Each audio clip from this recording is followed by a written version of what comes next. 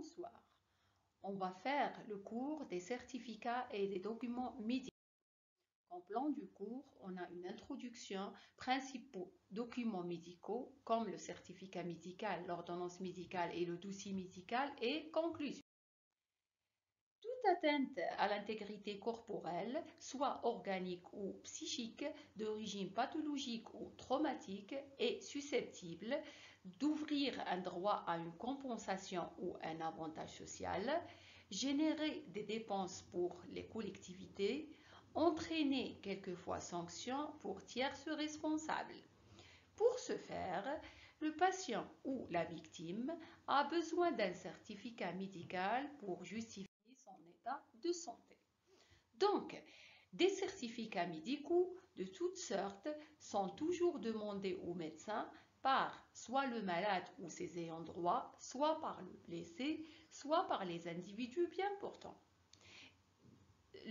Ces certificats médicaux ou sa délivrance constituent un acte courant de la vie pratique et leur rédaction constitue une partie intégrante de l'exercice médical.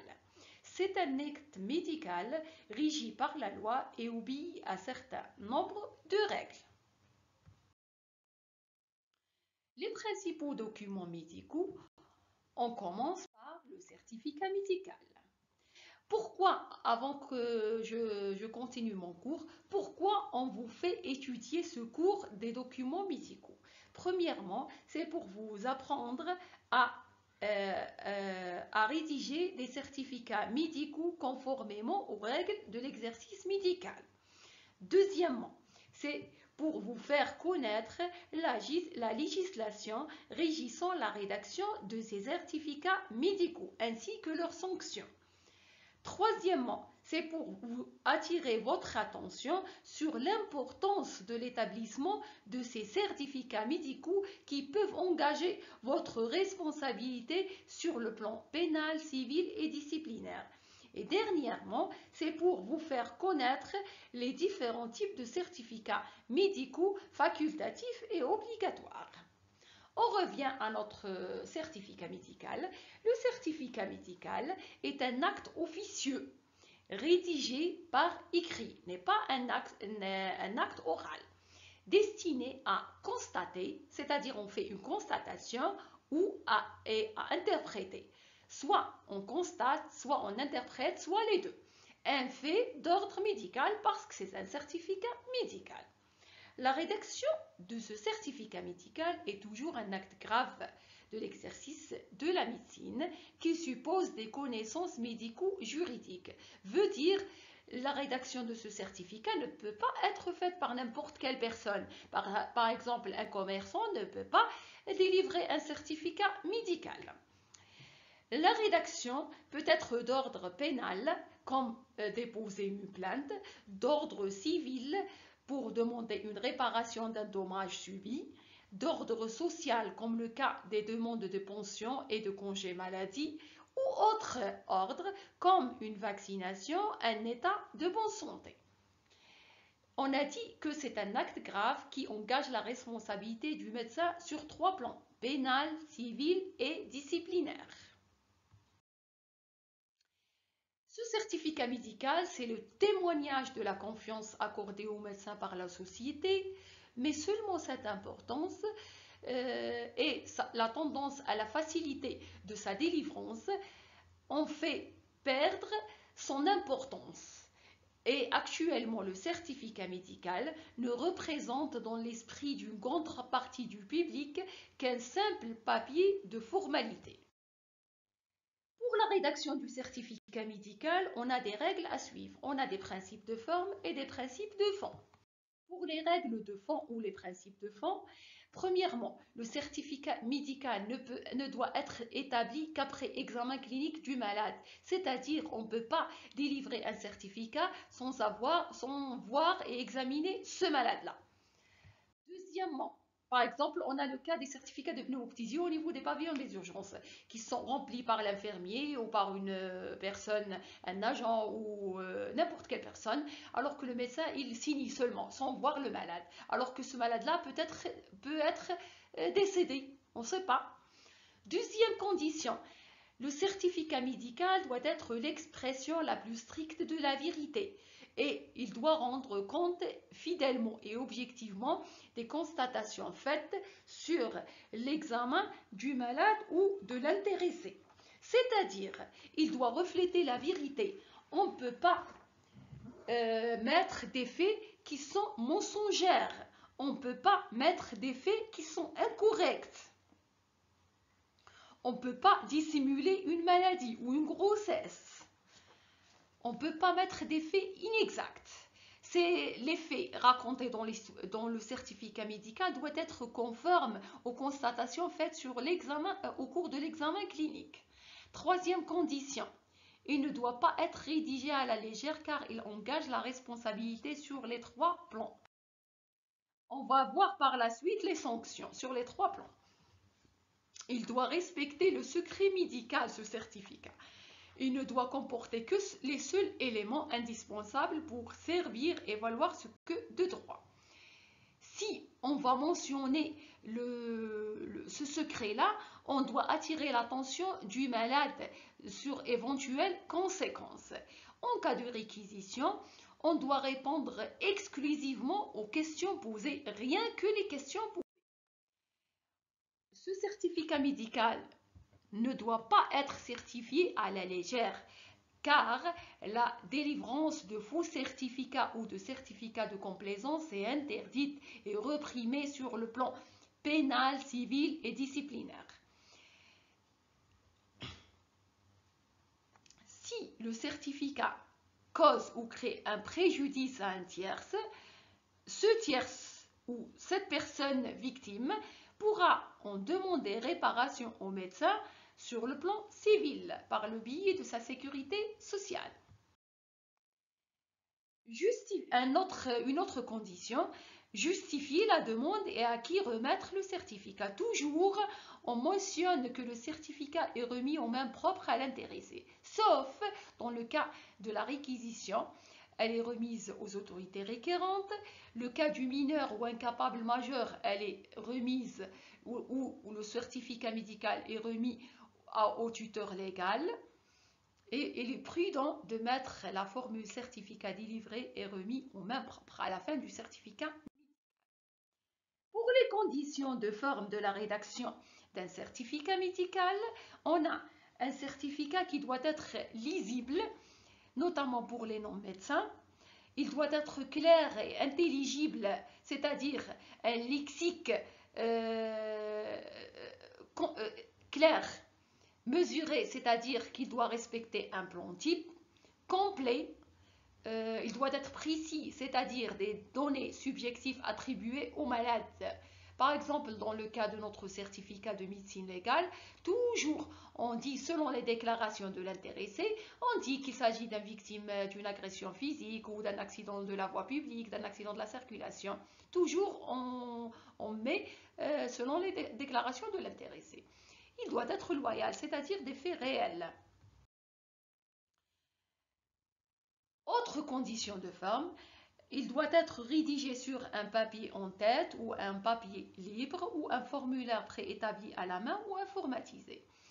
Ce certificat doit comporter l'identité du médecin, l'identité du malade, la date de l'examen, la date de rédaction, la signature à la main et le cachet. Il doit mentionner les déclarations du patient en les lui attribuant, les lésions constatées et on termine par conclusion. Pour la remise du certificat, je vais répéter. Toujours on remet le certificat en main propre au malade, mais ça existe des exceptions. Ça existe des certificats qu'on peut remettre à des tierces personnes, comme les certificats où se trouve une dérogation légale au secret médical, tels que les certificats des maladies à déclaration obligatoire, le certificat d'internement, le cure de désintoxication, les accidents de travail et maladies professionnelles, sévices à enfants ou personnes handicapées, et les déclarations concernant l'état civil, tels que les certificats de naissance et de décès. Pour les cas particuliers, s'il s'agit d'un sujet inconscient, on va attendre la reprise de conscience, on va remettre le certificat en main propre au patient. S'il s'agit d'un coma prolongé, il y aura une personne qui veille au propre intérêt du patient. C'est cette personne-là qu'on va lui mettre les certificats. S'il s'agit d'un mineur ou d'un incapable majeur, le certificat doit être remis au tuteur légal. S'il s'agit d'une réquisition, le certificat doit être remis à l'autorité requérante. On va citer quelques rubriques de certificats. On a premièrement les certificats de coups et blessures. Vous n'avez pas fait le stage dans la médecine légale, alors je vais parler d'une manière brève. À notre niveau, dans le service de médecine légale, on a deux types des imprimés. On a le certificat de coups et blessures volontaires, c'est-à-dire les agressions physiques, et les certificats de coups et blessures involontaires, c'est-à-dire les accidents, tout ce qui est involontaire, les accidents de la circulation, les accidents de la voie publique, les chutes, les accidents de travail, les accidents domestiques, les accidents scolaires. Ce certificat-là, en haut et à droite, on trouve maintenant la date, c'est-à-dire il y a une référence, le certificat de coups et blessures volontaires, de coups et blessures involontaires. C'est presque le même imprimé. La première partie, c'est les déclarations du malade, c'est-à-dire une identité du malade, le nom, le prénom, l'âge, l'adresse. Puis, on vient dans le cas du certificat de coups et blessures involontaires, on a le mécanisme, c'est-à-dire accident de la circulation, accident de la voie publique, c'est quoi? On a l'agent vulnérant, par exemple, dans le cas d'un accident de la circulation, c'est l'habitacle. Dans le cas de l'accident de la voie publique, c'est le sol, par exemple. Dans le cas de coups et blessures volontaires, vous avez l'agent vulnérant directement. Par quoi il a été agressé, tout en respectant l'ordre des agents naturels jusqu'à les agents contondants, jusqu'à les agents tranchants. Par exemple, il a été agressé à l'aide de coups de poing, coups de pied, puis pierre, bâton, puis épée, couteau. Ensuite, d'où viennent les certificats initiaux rapportés par le malade, c'est-à-dire l'établissement où il a bénéficié de la prise en charge médicale. Par exemple, le pavillon des urgences du CHU de Batna, par exemple le PH de Ain Touta, le PH de Belika. Est-ce qu'il a bénéficié d'un traitement médical, orthopédique ou chirurgical? Est-ce qu'il a bénéficié d'une hospitalisation? On va mettre le nombre de jours d'hospitalisation. Et en dernier, la date et l'heure de l'agression ou de l'accident. La deuxième partie pour les certificats de coups et blessures volontaires et involontaires, c'est la localisation des lésions. En médecine légale, on divise le corps en tête, face, cou, tronc, c'est-à-dire le thorax et l'abdomen, et enfin les membres.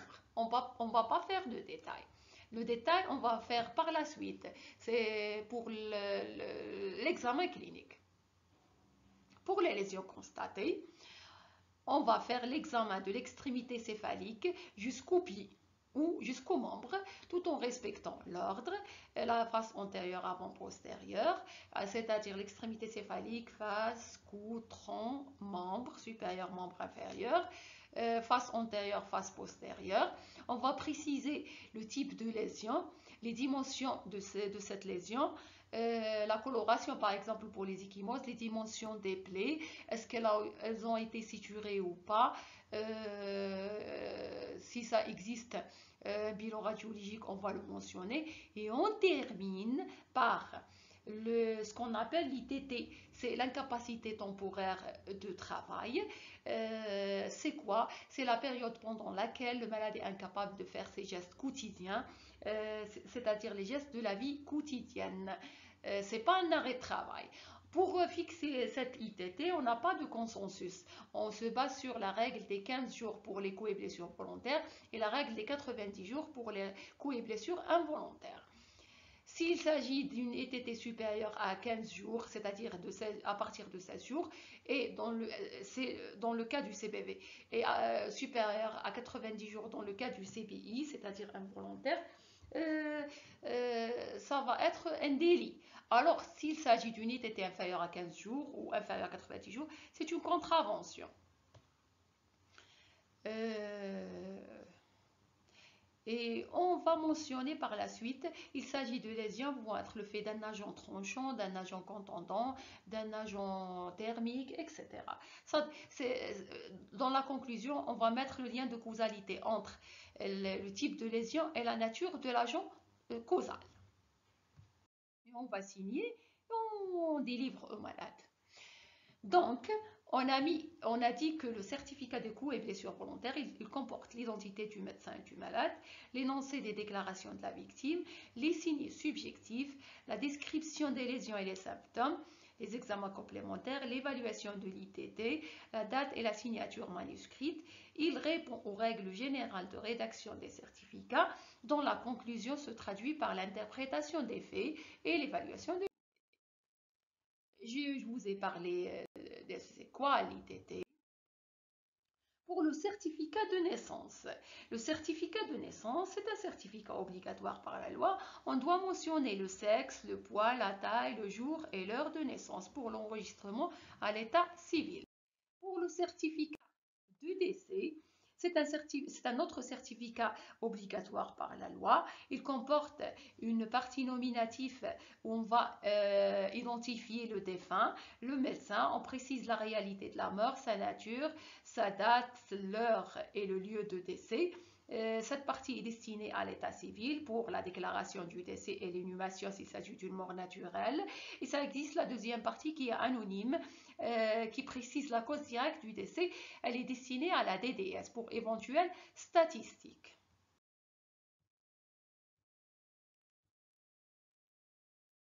Pour le certificat d'internement.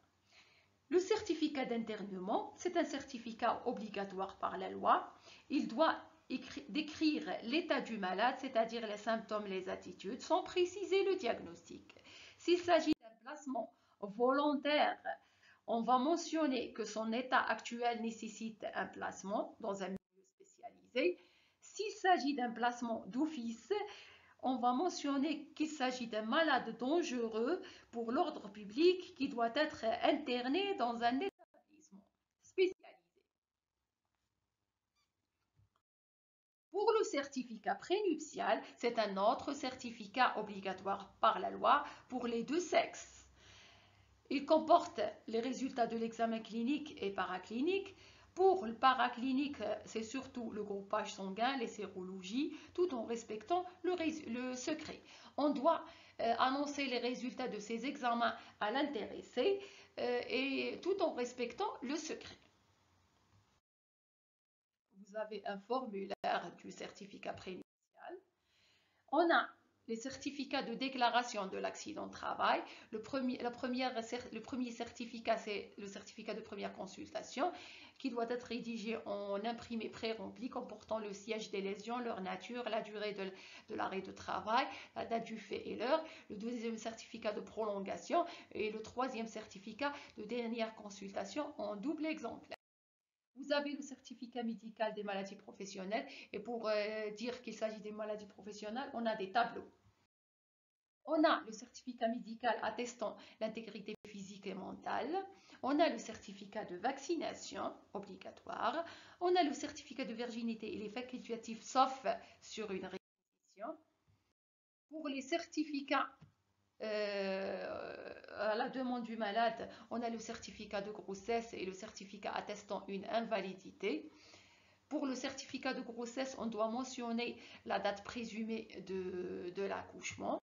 Pour le certificat d'invalidité, c'est un certificat pour aider le malade à obtenir ses droits. Par exemple, vous avez un malade paraplégique qui veut bénéficier d'un logement au rez-de-chaussée. Vous pouvez lui délivrer un certificat médical qu'il présente une paraplégie des membres inférieurs. Il va mettre ce certificat-là dans le dossier du logement. Il va bénéficier d'un logement au rez-de-chaussée. Vous avez les certificats sur réquisition, on va délivrer les certificats aux autorités.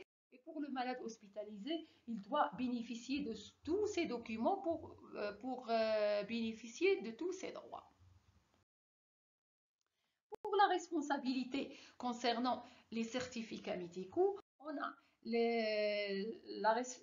pour la rédaction des certificats, on a l'article 226 du Code pénal algérien, on a l'article 24 et 58 du Code de déontologie algérien. Pour l'obligation de rédaction, vous avez l'article 57 du Code de déontologie algérien et l'article 199 de la nouvelle loi sanitaire. Pour les conditions de rédaction, vous avez l'article 56 du Code de déontologie algérien.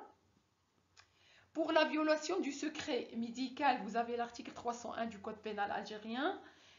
Et vous avez l'article 124 du Code civil algérien s'il s'agit d'un dommage subi par la victime de la part d'un certificat médical.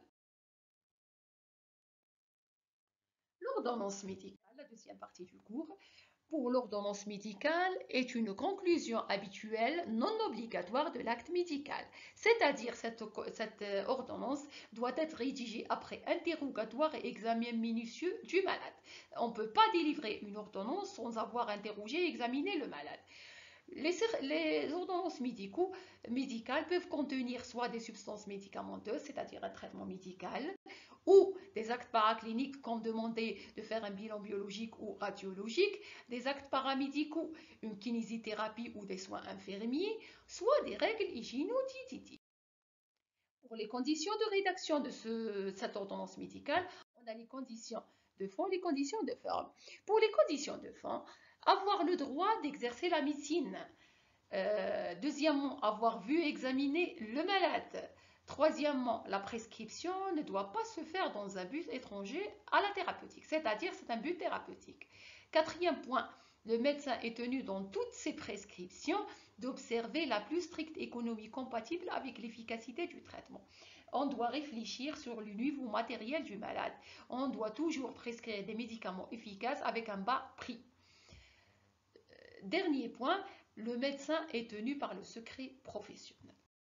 Pour les conditions de forme, on a un papier en tête du médecin. L'écriture doit être lisible, il faut éviter les abréviations. La prescription doit être détaillée, on doit expliquer au malade la manière de prendre ses médicaments avant qu'il aille chez le pharmacien, lui explique en détail. Pour les substances vénéneuses, ça existe des règles particulières. Il faut toujours préciser l'âge pour l'enfant. Et dernièrement, la date et la signature manuscrite.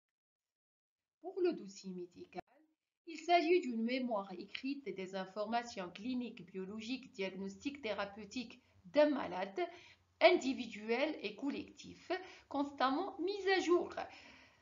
Parce que tous les jours, on mentionne l'évolution du malade. C'est un ensemble des informations médicales, sociales, soignantes, administratives, permettant d'assurer la prise en charge harmonieuse et coordonnée d'un malade en termes de soins par les professionnels de santé. Ce dossier médical est créé à l'occasion du contact malade-établissement. Pour les rôles du dossier médical, mise à disposition des informations nécessaires pour la prise en charge, le suivi et la continuité des soins. Il assure la traçabilité des soins à travers toutes les actions effectuées. C'est un outil central d'organisation des soins dans l'établissement. C'est un outil de coordination des soins imposés, d'évaluation de l'organisation des soins. C'est un outil de partage des informations par la prise en charge multidisciplinaire.